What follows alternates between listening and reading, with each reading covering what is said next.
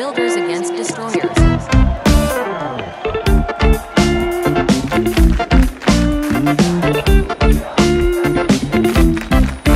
Salut le peuple. C'est bon, c'est bad, c'est le début, c'est parti. Bon, deuxième émission pour nous. Aujourd'hui, j'ai des invités. On a Mathéo, qui est de Révolution Permanente. Donc dès que tu annonces ça, déjà, tu sais qu'on rigole pas. On les connaît, ils ont la bonne réputation. Et on a deux personnes de salariés encore de ID Logistique à Marseille, dans le 15e. Donc ils sont un peu dans la panade, là. Ils sont en pleine grève depuis plusieurs semaines. Parce que ID Logistique voulait soit les faire bosser à plus de 130 km de chez eux, soit les licencier pour faute grave parce qu'ils refusent de bosser à 130 km. Voilà, mais on va en parler tout à l'heure. Pour démarrer, moi je voulais parler d'une maraude marseillaise qui s'appelle Maraude Mentalité Virage 2P, donc par les MTP, Marseille Trop Puissant, donc le club de supporters bien connu et bien respecté. Alors pour l'anecdote, il faut savoir que je les ai contactés pour aussi les faire venir ici, pour parler de ce qu'ils font, les mettre en avant, faire des appels aux dons, etc. Ils ont cru que j'étais un média en fait. Et ok, on a la radio, mais bon, faut savoir que moi, à la base, je suis un artiste. J'ai une association avec laquelle je veux faire des actions de solidarité et je suis pas un média, quoi. Je suis pas un crève-la-faim comme TF1 qui va chercher des sujets croustillants. C'est pour ça que moi-même, je suis méfiant avec certains médias. Donc en fait, ils étaient un peu méfiants, donc je leur expliquais qui j'étais, etc. Donc du coup, on s'est détendu et tout ça pour dire que ils voulaient pas trop en fait de médias parce qu'ils sont tellement dans le, comment dire, ils veulent faire de l'action, quoi. Ils veulent être concrets, ils veulent pas forcément être mis en avant. Ils veulent pas qu'on mette des honneurs sur eux parce qu'ils aident les sans-abri, ils donnent à manger aux gens, ils font plein de choses super. Et voilà. Donc c'était l'anecdote que je voulais préciser parce que effectivement il y a des gens qui font des choses parfois pour se mettre en avant, eux préparer une espèce de carrière politique ou je ne sais autre. On en a vu plein dans le passé faire ça. Eux pas du tout, quoi. Donc ils font des actions, ils font du concret, ils aident les gens et c'est tout ce qui les intéresse. Donc voilà, c'est à saluer. Il y a des gens qui vont faire des courses, il y a des dons par des supermarchés, il y a des dons par des particuliers qui donnent pas mal de choses. Ils préparent des paniers repas, les bénévoles. Il y a des sandwichs, des salades, des soupes, café, thé, soda. Ils préparent des pochons de biscuits, ils distribuent les repas, ils font des dons de couettes, ils font de l'assistance sanitaire auprès des SDF. Donc ils arrivent à récupérer aussi des compresses, du matériel de premier secours, etc. Donc ils vont faire un peu d'assistance sanitaire. Ils ont fait aussi une distribution de chocolat à l'hôpital de la Timone, au service pédiatrique, donc pour les enfants. Ils ont réussi à récupérer des savons, ils ont fait la distribution de savons, ils ont fait des opérations cadeaux. Aussi pour l'hôpital de la Timone. Ils ont fait aussi montage d'une tente pour les coupes de cheveux gratuites. Donc il y a aussi ce service-là qui pose de temps en temps. Parfois ils posent des tables fixes pour distribuer à manger. Parfois ils se déplacent dans les rues carrément avec des chariots de supermarché pour distribuer du thé, du café, etc. Donc voilà, c'est à saluer. Il y a pas mal d'actions, donc vous pouvez les suivre sur leur Instagram. Ça s'appelle Maraude Mentalité Virage 2P. Et voilà, vous pouvez les contacter pour les dons, etc. Vous pouvez les accompagner. Forcément, si vous voulez faire de la distribution avec eux, vous serez les bienvenus. On peut les trouver en bas des marches de la gare Saint-Charles, aussi place de la Fac, Porte d'Aix, La Plaine. Enfin voilà, ils bougent beaucoup. Et voilà, donc big up aux hommes et aux femmes qui participent à tout ça, aux gens qui font des dons aux supermarchés, qui sont partenaires et qui donnent des denrées. Voilà, ça aide beaucoup la population de la rue à Marseille, hiver comme été, quoi. Voilà. Sinon, côté, là on était sur les bâtisseurs que je veux absolument mettre en avant. Côté destructeur, je vais pas passer trop de temps parce que rien que d'en parler, ça m'énerve. On a une comptable qui a été embauchée dans 2 centres sociaux à Marseille, à Malpasset et au centre social Del Rio. Et puis depuis 2023, la dame elle s'est amusée à détourner 200 000 euros, quoi. Voilà. Donc après bon, c'est des centres sociaux, ils ont perdu 10% de leur budget au moins. Donc il y a eu des plaintes qui ont été déposées. Après, je ne sais pas comment ils vérifient leur compte parce que c'est la banque qui les a alertés. Bon, bref, après, c'est leur fonctionnement. Mais voilà, c'est déjà trop tard. Et donc, il faut savoir que les centres sociaux à Marseille, il manque énormément de moyens. Donc, si en plus on embauche des comptables qui piquent des sous, on n'est pas sorti de l'auberge, comme on dit. Donc, voilà, un big down à cette comptable qu'on espère bien punie pour ces malversations. Et on n'a pas besoin de ça à Marseille et nulle part ailleurs dans les centres sociaux partout en France. Voilà, on va passer un peu à de la musique. Vous savez qu'on a perdu Quincy Jones le mois dernier, ou au début du mois, je ne sais plus. Donc on va écouter Nas qui nous parle de Michael and Quincy.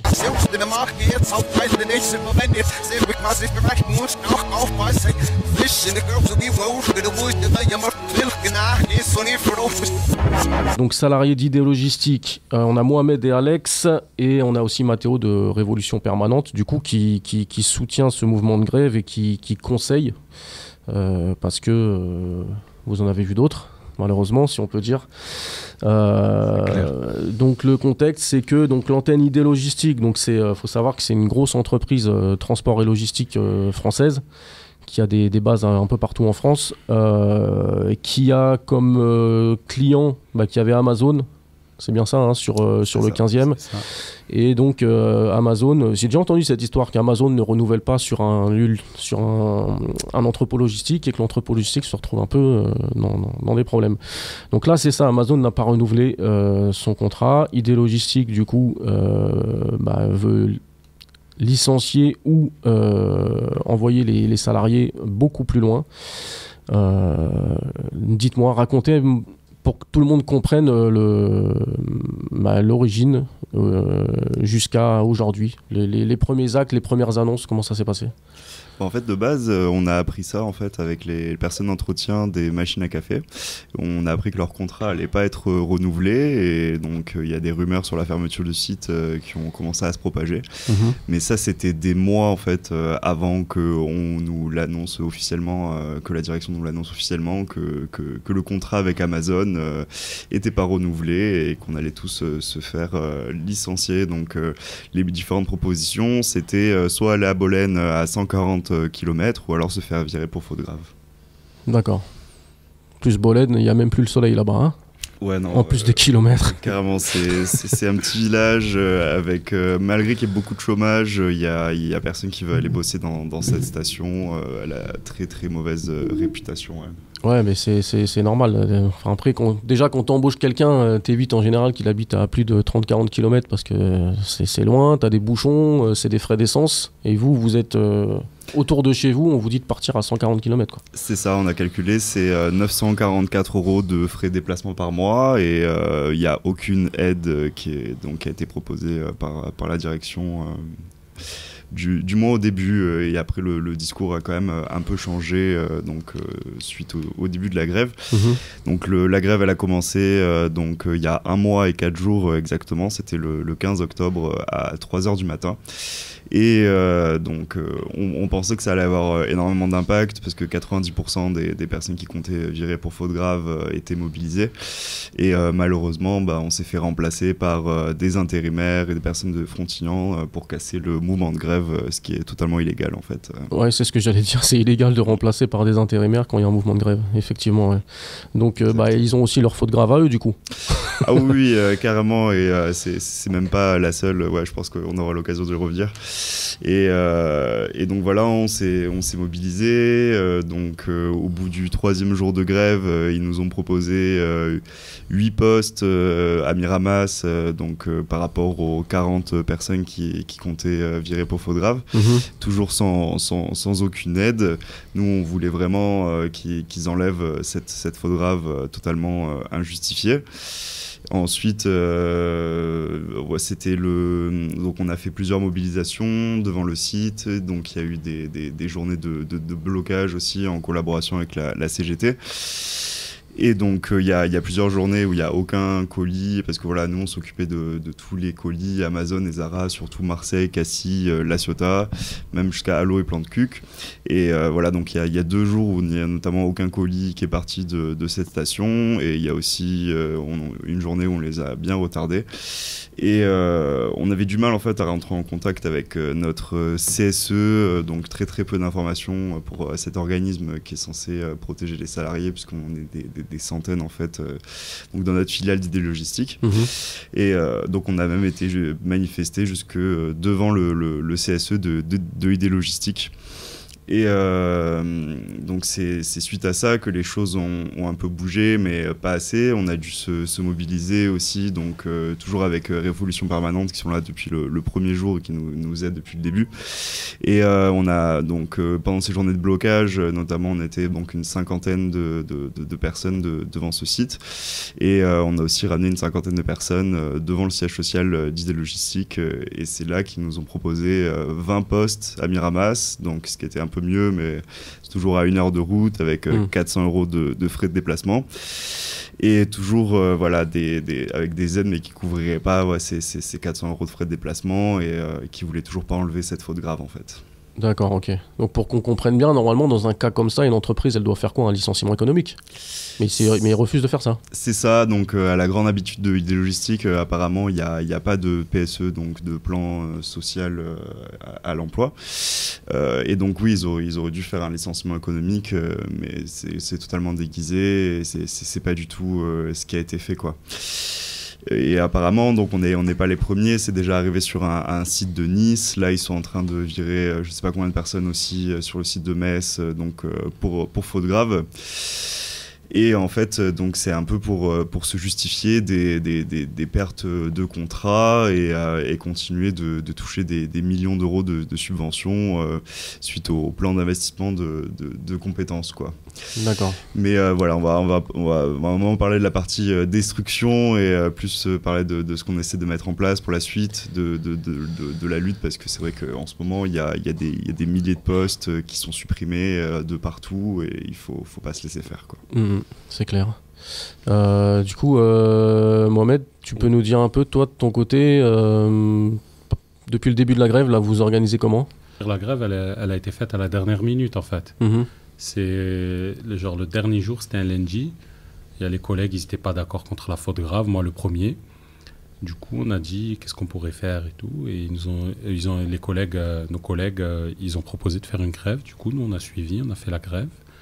Donc au début, on ne savait pas trop comment ça allait se passer. Premier jour, on s'est mis devant le site, on s'est donné rendez-vous à 3h. On s'est mis devant le site. Ils nous ont attendu, la direction nous a attendus, nous a interdit de rentrer alors que normalement, ils n'avaient pas le droit de nous interdire de rentrer vu qu'on est toujours salariés. En gros, le patron il nous a dit propriété privée, vous ne rentrez pas. Du coup, nous, on est restés devant le site. Comme ça, on a manifesté entre nous. Puis après, il y a des délégués syndicaux de la CFDT qui sont venus, qui faisaient partie de l'entreprise dont nos dirigeants ont voté pour eux. Ça veut dire nous, on ne les connaissait pas. Donc du coup, ils sont venus, nous ont dit comme quoi qu'on avait le droit de rentrer sur le site et tout. Et de fil en aiguille, après, on est revenu un deuxième jour, on a fait comme ça. Et au troisième jour, on a pris contact par hasard avec des délégués syndicaux de ID Logistique de Miramas. D'ailleurs, je leur fais un gros coucou à Faisal et son équipe. Gros big up. Et eux, franchement, ils nous ont tarpin aidés, sachant que voilà, ils nous ont dit voilà l'envers du décor. Ils nous ont montré, ils nous ont dit voilà comment allait la direction. Vu qu'eux, ils sont plus anciens que nous, il y en a, ils ont 15 ans là-bas. Du coup, ils nous ont dit comment ça se passait. Et du coup, à partir de là, les actions concrètes, elles ont commencé. Donc la première semaine, ça a été soft, ça a été plutôt de la sensibilisation. On était devant le site, on montrait notre présence, on sensibilisait les chauffeurs et tout. Puis à partir de la deuxième semaine, on a commencé à durcir le mouvement. C'est là qu'on a commencé à faire des blocages. On a bloqué le site, on leur a fait perdre beaucoup d'argent, on a vu que ça les embêtait très très fort. Oui. Du coup, première journée, on a bloqué carrément le site. Aucun camion ne rentre. Il faut savoir qu'à 3h30, il y a des camions qui viennent de Barcelone, de Saint-Martin-de-Croix, de Marseille, avec des colis, plein de colis d'Amazon. Genre ce jour-là, il y avait 6400 colis qui étaient prévus. On ne les a pas laissés rentrer. On s'en fiche, on a bloqué. On a fait un vrai blocage. Et on est resté là-bas jusqu'à 12h30. Donc, en gros, même les intérimaires, ceux qui travaillent, les ont renvoyés chez eux. Ils n'avaient pas d'autre choix. On était déterminés, on a bloqué. Deuxième jour, du coup, on savait qu'ils s'attendaient à ça. On est parti à Miramas. On s'est incrusté dans une réunion de CSE avec les idées qu'ils nous ont données la CGT de Miramas. Du coup, on est parti. Ils nous ont dit qu'il y avait une grosse réunion de CSE. On est arrivé déterminé en fumigène, pétard et tout ça avec des mégaphones, avec Révolution Permanente. On a crié devant le siège. Du coup, ils ont fermé, dès qu'ils nous ont vus, les grands patrons, ils ont fermé les volets parce qu'il faut savoir que quand on est arrivé, ces gens-là ne nous connaissent pas. C'est-à-dire, nous, en fait, si vous voulez, on est idée logistique, mais il y a plusieurs idées logistiques. Il y a idée logistique et nous, on est le low cost, du low cost. Ouais. C'est-à-dire, on est une filiale en bas encore. On est idée sélective 3. Du coup, quand ils nous ont vu arriver avec les habits d'idées, ils nous ont dit « Mais c'est qui ces gens-là » Ils n'étaient même pas au courant qu'il y avait une grève, qu'il y avait un site qui allait fermer à Marseille. Ils ont dit « C'est qui ?» Du coup, cette action-là, elle a eu beaucoup d'impact. Du coup, ils ont fait chauffer les téléphones et du coup, les gros patrons en haut, ils ont commencé à savoir qu'il y a un problème à Marseille. Et là, du coup, ils ont dit « Ah, ça commence à se voir à Marseille. » Du coup, les téléphones, ils ont commencé à sonner. Du coup, ils ont commencé à vouloir discuter avec nous parce qu'il faut savoir qu'au début, personne ne voulait discuter avec nous. Ils ne nous prenaient pas au sérieux. Ils nous ont dit ces cinq cons qui sont devant le site, là, il y a même à l'intérieur des gens qui disaient « Ouais, c'est quoi cette grève minable et tout, ils font n'importe quoi. » Du coup, quand on est à la Miramas, ils ont vu qu'on était déterminés. Et le directeur de notre site, il s'est fait tirer bien les oreilles, il s'est fait recadrer. Du coup, 3e jour, on a encore bloqué, mais cette fois-ci, ils étaient plus préparés que nous. Donc, ils ont ramené ce qu'il fallait pour dégager la chaîne du portail. Du coup, mais bon, on leur a fait perdre 2h30, 3 heures d'activité. Et ensuite, on a refait des autres actions.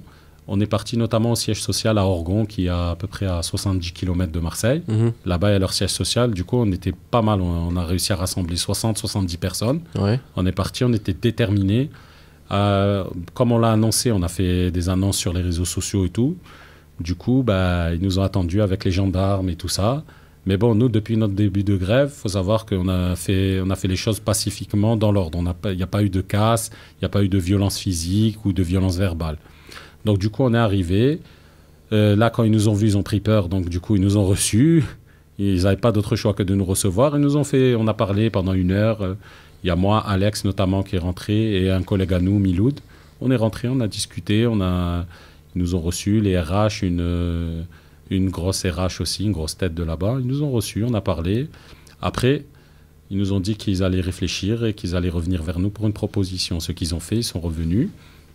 Nous, nos propositions, quand on est parti à Orgon, il faut savoir, pour le maintien de l'emploi, on a demandé qu'ils nous payent intégralement les frais de transport ou de logement pour aller soit à Bolène, soit à Miramas. Ouais. On leur a demandé ce qui est légitime.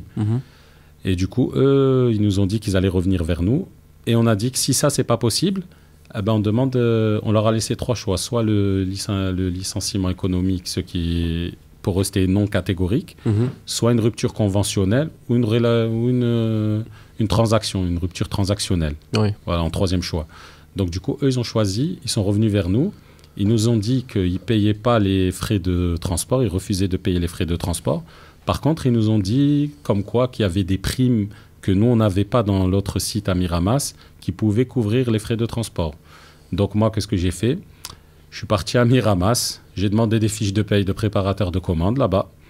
J'ai comparé avec les fiches de paye de chez nous et il y avait une différence entre 50 et 70 euros et 150 euros. Et du coup, ça couvre absolument pas les 400 euros de frais de transport. Donc, je suis revenu vers la direction par mail. Je lui ai dit que ça couvrait pas les frais de transport. Il faut savoir aussi qu'il y a plusieurs postes. Il n'y a pas que des... Eux, ils proposent des postes de préparateurs de commandes, 20 postes. Ouais. Et chez nous, dans les grévistes, il n'y a pas que des préparateurs de commandes. Il y a des backups. Moi et Alexandre, on est des backups. Il y a des chefs d'équipe. Et il y a des casses. Les casses, c'est ceux qui conduisent les chariots, qui déchargent les palettes. Donc, pour eux et pour nous, il n'y a pas de poste. En gros, c'est 20 postes de préparateurs de commandes et basta. Donc, du coup, déjà, ça enlève pas mal de choses, vu que sur les 40 salariés à peu près, un quart, c'est-à-dire 25%, on est autre que préparateur de commandes. Donc, tous les autres postes, ils leur ont proposé Bolène, c'est ça? Bolène ou Miramas, ou 20 postes à Miramas. Ouais, voilà ce qu'ils proposent. Ouais. Et du coup, ils veulent ni aider, j'insiste sur ça, ils veulent ni aider sur le transport et ni sur le logement. On a demandé, parce que s'ils pouvaient nous accompagner, peut-être qu'il y a des gens qui auraient accepté. Si on les aide pour le logement, on les aide pour le transport, il y en a, on ne veut pas forcément quitter notre emploi, nous. C'est de la perte d'emploi, ça. Et du coup, comme ils n'ont pas accepté, ils ont dit on fait une transaction, une réaction transactionnelle. Et du coup, c'est quoi la réaction transactionnelle? Ils nous proposent quand même la faute grave. Et au début, ils nous proposaient 1 000 € et la faute grave. Et en contrepartie, on signe un papier comme quoi on ne les attaque pas au prud'homme. Du coup, nous, on a refusé catégoriquement. Salade tomate oignon et Kinder Surprise aussi, c'est ça, ouais. C'est ça. Du coup, on a refusé clairement. On a refusé ça. Et on a continué notre mouvement de grève. On a fait... Il faut savoir aussi qu'on a fait fermer le site une semaine avant. Il était censé fermer le 31 octobre. On l'a fait fermer le 25. À force de blocage intempestif, Amazon a décidé de casser le contrat plus tôt avec ID Logistique. Donc, du coup, les colis, les chauffeurs doivent aller à Toulon pour les récupérer, pour les livrer à Marseille et retourner à Toulon. Donc, ce qui leur fait un sacré détour. Voilà, du coup, sur ce point-là, on a été très efficace. Ouais, c'est vrai que des fois, dans les entreprises, notamment en logistique, enfin tous les métiers dans l'industrie, métiers manuels, etc., parfois, quand tu es dans une équipe où il y a beaucoup de salariés, tu as des représentants syndicaux et tout ça, des fois, tu tombes sur un mauvais représentant syndical qui cherche toujours la petite bête à organiser des trucs un peu pour des détails. Et vous, c'est pas du tout ça. Là, c'est complètement ça. Faut que les gens comprennent bien que c'est complètement légitime et que... Ah non, pas du tout. De toute façon, nous, on a dit clairement, depuis le premier jour, ça change pas. Nous, on veut la préservation de l'emploi. S'ils nous payent les frais de transport ou je le répète encore, parce que je sais qu'ils nous écoutent, qui nous payent les frais de transport ou qui nous payent les logements, il n'y a pas de souci. Il y en a qui y iront.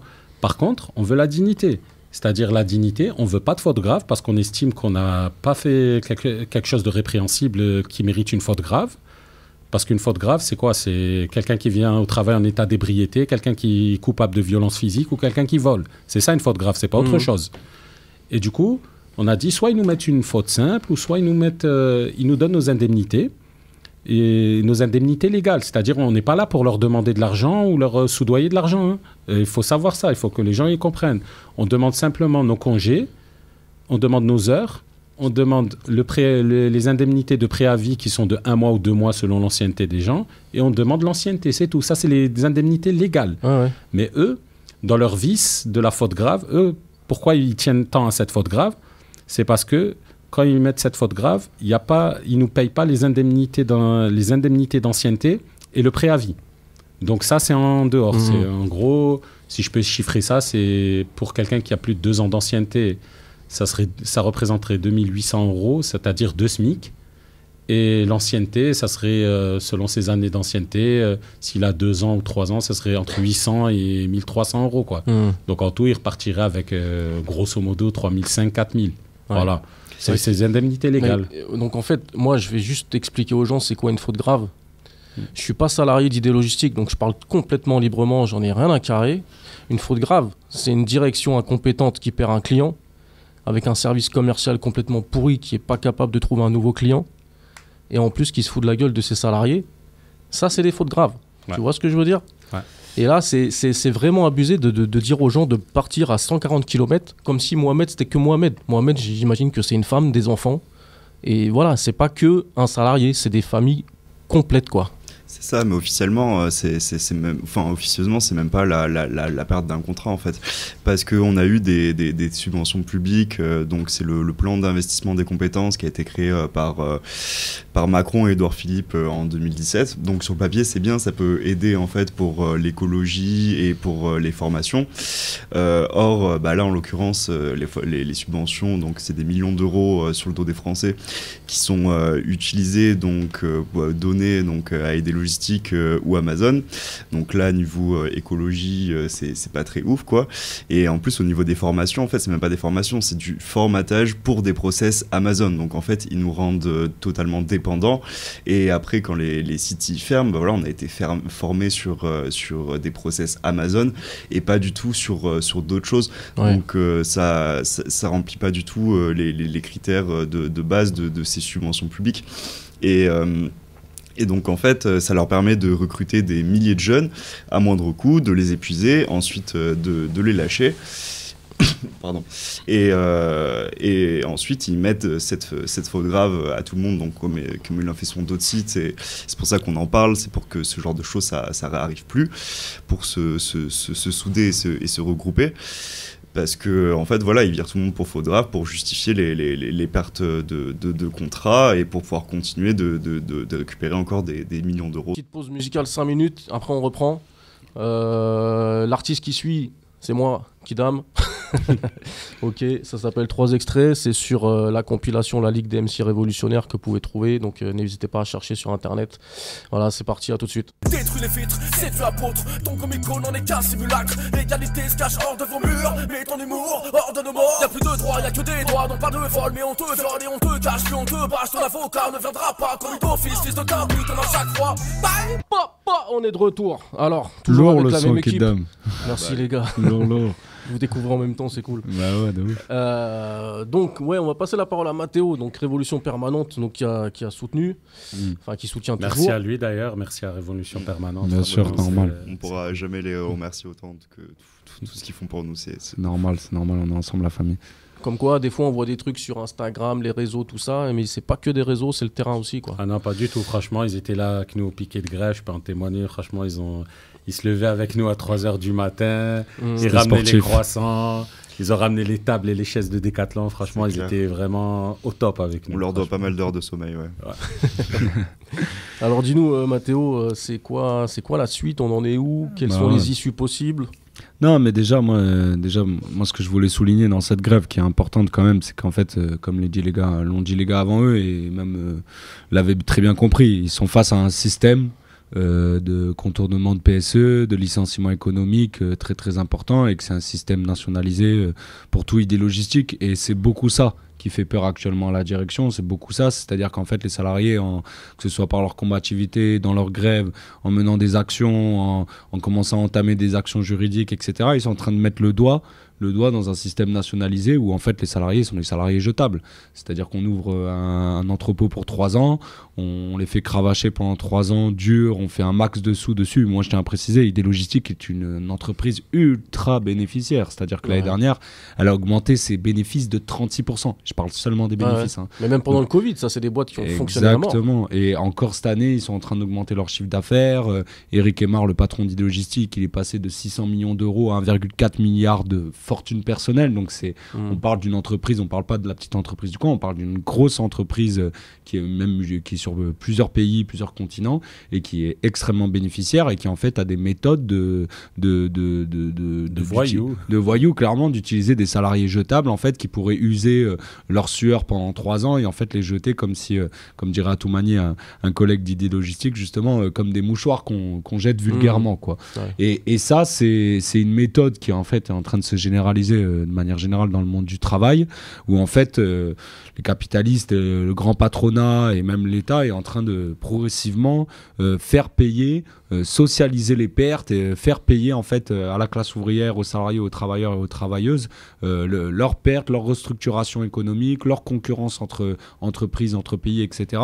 Et en fait, ils voudraient que les salariés trinquent sur l'autel de leurs bénéfices, et ce qu'ont très bien compris les salariés d'Idlogistique, et c'est pour ça que nous, Révolution Permanente, évidemment qu'on s'est lancé dans le combat avec eux, évidemment qu'on les aide. En fait, on est une organisation politique qui parle de classe ouvrière, ça se voit sur le terrain aussi, exactement, c'est pas juste dans le discours, c'est pas juste dans les idées, et évidemment qu'on est venu leur filer un coup de main, parce qu'en fait on sait que le combat qu'ils sont en train de mener les salariés, et je tiens à les féliciter, c'est le combat de toute notre classe. Quand il y a un salarié qui est attaqué, quand il y a un salarié qui est licencié, quand il y a un salarié à qui on baisse les salaires, c'est tout le monde qui devrait se lever.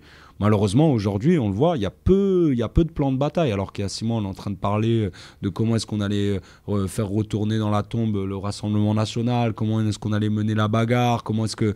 Enfin, je sais pas, il y a tout ce qui... Il y a 6 mois, il y avait toutes les organisations sur le terrain, même le Parti Socialiste, il était devenu révolutionnaire, on avait l'impression, face au Rassemblement National. Et là, aujourd'hui, comment ça se fait qu'il n'y a pas de plan national? Comment ça se fait qu'en fait, les salariés d'idéologistique qui sont en train de mener une lutte exemplaire bénéficient en réalité de très peu de soutien? Nous, Révolution Permanente, à Marseille, on est une organisation modeste d'une 20aine de militants qui vivent que de ses cotisations, on travaille tous à côté, etc. Ouais. Et qu'en fait, on est en train de discuter de ça. Et pour la suite, actuellement, nous, on a la chance d'avoir une camarade avocate, Mathilde Lanté, je la cite, qui est au collectif d'action judiciaire et qui est militante à Révolution Permanente, qui a pris en charge des salariés, qui essaie de les aider comme elle peut, que ce soit pour les négociations, etc. Mais surtout pour la suite, moi, peut-être je leur laisserai finir parce que c'est leur grève et c'est eux qui en parlent le mieux, bien sûr. Mais plus pour la suite, pour essayer de la faire payer en justice idée logistique avec les prud'hommes. Parce que je pense qu'à mon avis, là, ça se voit comment la direction essaye de négocier justement au cas par cas.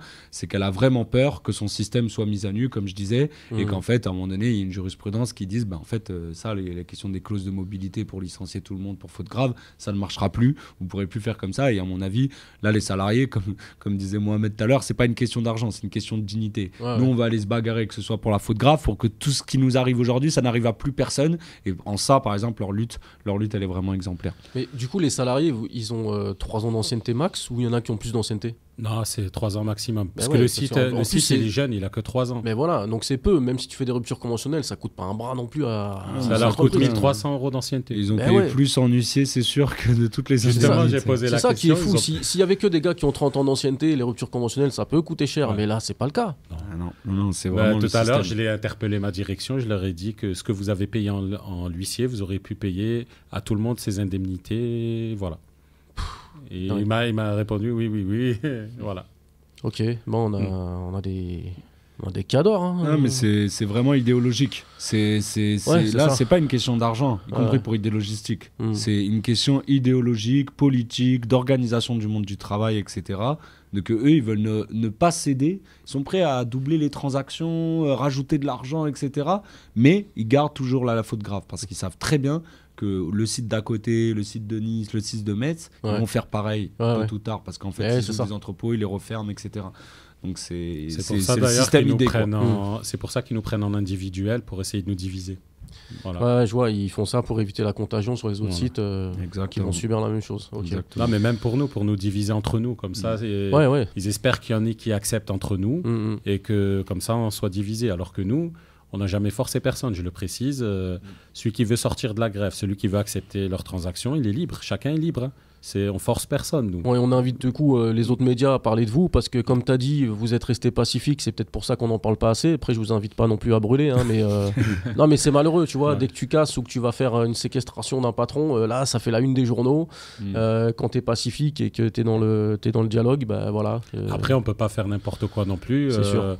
On a des pères de famille qui ont 50, 60 ans avec nous. Vous imaginez, ils se lèvent, ils font les piquets de grève avec nous. On va pas il faut pas qu'ils aillent en garde à vue non plus, quoi. Ouais. Bah donc justement, là, il nous reste 2 minutes. Est-ce que tu peux nous parler justement d'une cagnotte, parce que ça fait un mois que vous êtes en grève et vous n'avez pas de salaire? Alors, on a une cagnotte sur CotisUp. C'est Alexandre Regnault qui l'a lancée. C'est le trésorier des grévistes. Vous pouvez la trouver sur CotisUp. C'est une cagnotte pour aider les salariés. Pour aider les salariés d'idées logistiques, parce qu'il faut savoir que depuis le 15 octobre, on n'est pas payé. Voilà. Et ça va durer encore au moins 1 mois minimum. Ouais. C'est ça fait une trentaine de jours qu'on n'est pas payé, donc on a quand même des jeunes, des pères et des mères de famille nombreuses, donc si vous pouvez vraiment partager cette cagnotte, voire y participer sur cotisup.fr. Donc il faut juste taper sur cotisup.fr grève suivi de la lettre I, de la lettre D, donc grève ID, et donc voilà, c'est la cagnotte lancée par Alexandre Regnault le 17 octobre 2024. Voilà, donc participer, même si c'est que 10 €. Évidemment, les plus riches qui peuvent donner plus, mais voilà, faut comprendre que là, ça fait 1 mois qu'ils n'ont pas de salaire, ils se mobilisent, ils se lèvent à 3h du mat, ils font des actions, ils vont jusqu'à Orgon, ils reviennent, ils vont à Miramas, voilà, c'est des frais énormes, et dans 1 mois, c'est les fêtes de fin d'année, et ça fera 2 mois sans salaire. Donc voilà, si vous pouvez vous mobiliser pour eux, et puis on espère qu'on aura une meilleure issue que les discussions telles qu'elles sont jusqu'à présent. Je vous laisse un dernier mot. Merci de nous avoir invités. Franchement, c'était cool de parler de ça. Et voilà, de toute façon, ça va se finir, vu comment c'est parti, ça va se finir au prud'homme et on n'a pas peur de ça, on va attaquer. Même si c'est un moment difficile, on va passer à autre chose, chacun va faire sa vie, chacun aura notre travail. Et je pense qu'on va passer à autre chose et quand ça va tomber, parce qu'ils vont être condamnés, parce qu'il n'y a pas d'autre raison. Leurs magouilles, franchement, elles sont dégueulasses et ils vont être condamnés. C'est ça, on ne les laissera pas s'en sortir en toute impunité. Voilà. Ok, en tout cas, n'hésitez pas à me passer les messages. Moi, je peux retranscrire en direct à la radio, donc il n'y a pas de souci. Merci à vous. Merci à vous. Merci pour l'accueil, franchement. Voilà, il n'y a pas de problème, on est ensemble. Et je vous dis à dans 2 semaines. Et pour suivre People Unit, c'est sur Instagram et Facebook. Et puis moi, vous me suivez Kidam, K-I-D-D-A-M. T'es anti-métissage, anti-noir, anti-arabe, anti-noix, anti-rhum, t'as un cœur anti-tane, anti-sémite, anti-gitane, anti-voile, anti-kippa, anti-soutane, anti-alloc, anti-RSA, anti-Jacob, anti-femme, anti-Anissa, anti-couscous, anti-tieb, anti-Lassa, putain mais t'as une vie de merde. Écoute, moi je suis anti-anti, j'ai pas de haine et ça je te le garantis. Tous debout, moi je suis anti-anti, mon people me suit ensemble on sourit. Écoute, moi je suis anti-anti, je fais ce que je peux, je ne suis qu'un apprenti. Et pendant que ta haine elle te ralentit, mon people me suit ensemble on fout le feu.